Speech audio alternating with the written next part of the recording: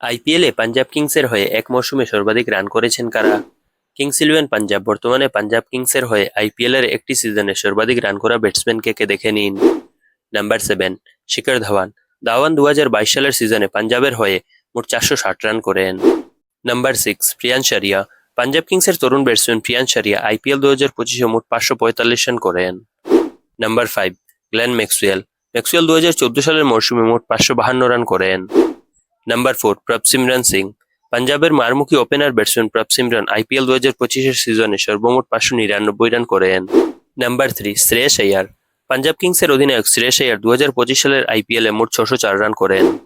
Number 2, Shaun Marsh. 2008 সালের উদ্বোধনী মরশুমে শন মার্শ মোট 616 রান করেন এবং সঙ্গে অরেঞ্জ ক্যাপও জিতেন। Number 1, KL Rahul. কেএল রাহুলের 2020 সালের পারফরম্যান্সই এখন পর্যন্ত পাঞ্জাবের হয়ে সবচেয়ে দুর্দান্ত পারফরম্যান্স।